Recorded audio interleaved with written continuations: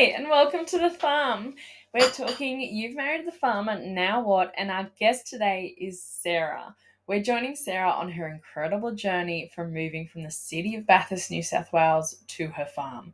In our chat today, we talk about the transition from being in town every day to progressing to going to town every day to then only going to town when you need to do town jobs.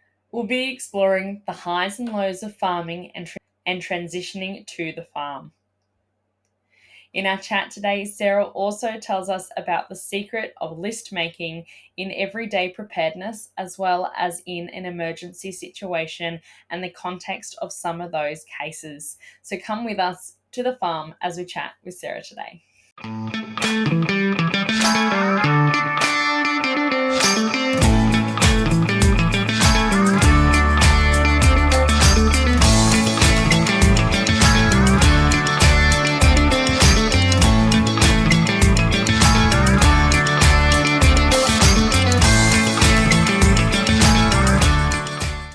Hi, I'm Katja Williams, the Rural Mum, and today we're talking with Sarah. Welcome, Sarah.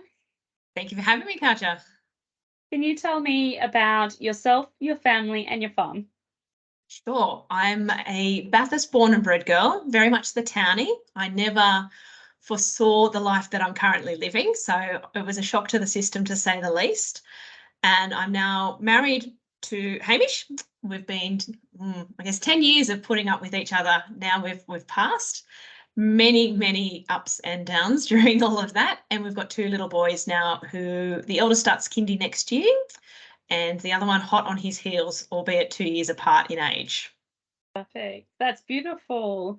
So, Sarah, tell me a little bit about where you grew up and then tell me how you met your farmer and moved to the farm.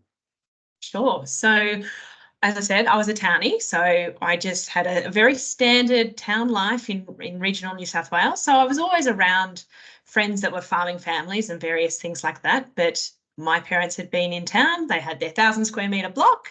Life was great. It was all very easy to go to sport and do all the activities you do as children. And I met a man, dear Hamish, and he lived in town. Beautiful, no worries. He was a trade, which was a bit of a shock to my system because I think in my head I'd pictured this suit would be my husband, a suit-wearing man that went to the office every day and came home. And alas, I had orange shirts, covered in high vis, grease, and very handy. So when I'd say something's broken, I'll call the plumber. I can do it. Don't worry. Little did I know when I said, let's build a house. And again, I thought 1,000 square metres, nice new house. He said, And next minute we moved 40 minutes away to Mandurama and we're on a small farm right next door to my in-laws. So that is not what I had in mind when I said, let's build a house, because I didn't get to build a house either. No. Okay. Well, tell me about the house that you moved to and the block and the farming operation. Sure. So for me, I thought we might as well have been buying a station. It was huge to go to our tiny little 100 acres that we call home, I should say. So we nestled in next to my in-laws, which I'm so fortunate that we did do that. There were times in the lead up to the move where you wonder what you're doing and is this the right call, but they are absolute gems of human beings. Equal to that, though, it meant that I left my parents in Bathurst. So for a long time, I still worked in Bathurst. So that was to and from each day, which isn't a large commute. And I like driving, which is great. But as it went on and the kids came along and my occupation changed and I'd retrained and a few other bits and pieces, we just kept looking at each other going, this isn't sustainable for children that'll go to school in a few years, which obviously is now upon us. And various other factors too. My husband was missing out on doing things with the kids. We'd get home at night. It was like, quick, feed them into bed. Did they have vegetables tonight? Not sure. We just needed them fed. So everything sort of started to change. And I guess the farm became more and more home. That town girl that I once wasn't quite so much. The kids loved being here. We loved being here. And slowly that whole transition of leaving all of town behind us has sort of happened, that now town, if I could be so rude to say that, is really for all the town stuff, the groceries and the shopping, rather than where we live our life and we come home to the farm. We now very much farm at home. We normally have a few head of cattle on here, but that hasn't happened for the last little while. We've been a little bit busy setting up businesses and used, I guess, what you'd call the cattle money for that.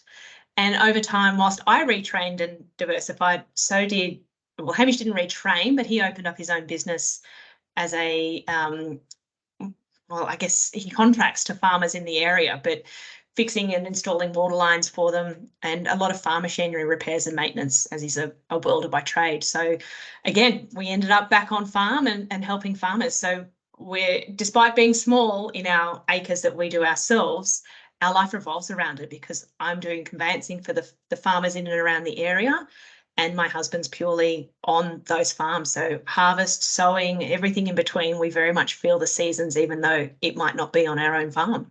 As the case might be this week, they're calving. So it's actually my job to go over with the kids after school and check that everything's going okay, which in the peak of a Christmas conveyancing season, not ideal, but again, we multitask, make it through and make sure everybody's living at the end of the day. Yeah, absolutely. So Sarah, tell me about some of the hurdles and surprises of when you first did move to your block. Oh, yeah, hurdles, snakes, that's a good Yeah. one. Don't do snakes very well, and I still don't. That's my biggest one for certain. And we have a saying in our house, things I never thought I'd. And Yeah. it's always me that's saying it, not Hamish, because he knew this world already. His parents had a farm, a small farm, for most of his teenage years. So he'd always been coming back and forth to this area and doing everything he does now. So he'd just look at me and go, yeah, okay, sure, that's how it goes. And yeah, as I said, for me, it was always eye-opening. Just even little things. So one of our first weekends here, a calf needed some help. So we've got it up onto the back of the quad bike. He's jumped on the back of the quad to keep the calf on, and he's yelling at me. I'm like, well, now what? He goes, drive. Oh, yep, that makes sense. Sure. So the communication that happens, that we're normally good communicators, but yeah, on farm, yeah, the old whatever he says in the cattle yards is not what he means. So true. Yeah, I found there can be a lot of assumed knowledge from those who are in the family background and when they're on farm. So when you move, I was from a small acreage as well. So when I moved onto the farm, there was that miscommunication and assumed knowledge between, don't you know this already? Don't you know that this is how we do this? And how do you not know that when we pick up that calf that we need to take it to to these yards, you know? Yeah. And I'm like, I don't know. I would like you to tell me, please. Yeah, please use your words. It's much like having a child, isn't it? Really got to help me here, babe. Yeah. Yeah, absolutely. And so with snakes being another big hurdle, because here in Australia they are everywhere and on farm they are everywhere, was there certain things that you put in place, like snake kits everywhere, or cutting back the grass so that you could see them coming, or getting guinea fowl? Like, what sort of things did you do to help with the snakes? Yeah, so I'm absolutely petrified of birds, which is great for a farmer's wife. So I'm constantly asked, do you have chickens? No, no. And I'm not going to either. So no, there's no guinea fowl around here either, much to my children's dislike. They would love to have something, but I just can't do that one. I guess, yeah, it was always those constant reminders, which you take for granted now. There's some shovels around just in case something is far too close and really required. Always keeping the grass short, and I didn't ever see the need for whippersnipping with every mow. It was a sometimes thing, but all those little bits and pieces. And I won't go into it, but there is a very good story of the first snake Sarah ever came across, and it does involve my father-in-law coming to my rescue, some pink footy shorts and me on the upstairs veranda. So I still probably don't want to go near them, and I've learnt with that. But I guess I've put in place things that there's like the go-to list, and it's for a lot of, it's like the triage, I guess you'd say, really, and it's widespread. So there's a triage of what to do if there's a snake, and a triage of which hospital do we go to, because we're quite being the Central West, it's 30 minutes to quite a few different hospitals, but they're at different capabilities and how long till an ambulance. So we have a triage list of what's the incident. Do you meet the ambulance? Do you call an ambulance? Do you just get there yourself? And that goes through for so many things. It's flooded in our bottom dams. We've had a fire close enough that I've packed the car and stuck all the sprinklers on the house to be sure. It's that constant list making of what are all your hypothetical situations, and the triaging of at what point in time do we do A, B, C, and D. That as a list maker, that's not bad for me, but it has also surprised me often how many times there's a requirement for a new list. Yeah, I absolutely love that. And I would love to hear more about the lists because I think that is so important. And, quite often we can be sitting at home thinking of the what ifs, but then, putting it down into an action plan and putting it down into practice is something completely different. So can you tell me a few more scenarios that you have thought what if and then made the list? Because I don't know if I know about the sprinklers on the roof and the tennis balls, don't have tennis balls to play tennis. You have them so you put them in the downpipe so it fills up with water. Like, tell me some of the other bits and pieces like that I think would be really important for someone moving to the farm for the first time to know and to hear. Yeah, I guess using the farm machinery, they've all got their place and some of them have multiple purposes. So for us, we've got a really old Land Cruiser ute type situation and I have no need to drive it. Why would I? I don't spray. I don't, there's a limit to my outdoor activities here. But that is also the fire truck you need to be able to get in if you're bringing it up. So you do need that lesson, and sometimes it's a yearly refresher. My husband just goes, you pull the choke and you get going. And as a child of the very late 80s, I still sit there and go, the choke. Right, yeah, cool, no worries. So same thing, firearms. So yes, I do have a gun license, but I don't have any desire to use it, or it is literally there as the farmer's wife, I guess. Yeah. So same thing. Start of for us, it's the spring. So the warm comes again and out it comes, and I have my demo again on, where is it? How do I get it out? What bullet? And literally go through all of it again, because while it's in there, and I think I'd use it in an emergency, I don't want to have that fear of holy dooly. Can I remember what I was told? Just the refreshers and but yeah, machinery. You don't know when you need to pull it out of the shed, or even if it is just to get it out of the shed. You don't know when the water pipe lets go and something's about to flood it, or you need to be able to at least operate it enough to move it somewhere else, I think. And that surprised me because I've had many injuries from machinery that I'm basically banned from all of them, but I still need to know how to move them so that I don't have to claim on insurance. Yeah, absolutely. And I think that's so important, especially, tractors and different pieces of bigger machinery as well. I've never had to drive the header at this point in time, and I don't spend a lot of time on the tractor. But in those situations where you need to get in and you need to move it, it's very important that you do have those refreshers, and I really appreciate talking about that today. Yeah, pleasure. So, Sarah, you have 2 boys on the farm with you now. So Yes. tell me a little bit about how things have changed now that you have kids on farm with you. Yeah, isn't the first 12 months of that a wild ride? Oh, yeah. That's something else. So yes, they're nearly 6 and 4, really. So they are 100% outdoors, very stereotypical farm boys. They too wear their high vis and stripes just like Dad. I've given up on town clothes and anything nice and beautiful. I get surprised, very, very pleasantly surprised when they choose to wear town clothes as something different. So there's some changes again from the life I thought I'd have versus the one I do have. But it's what it affords the boys is probably the greatest.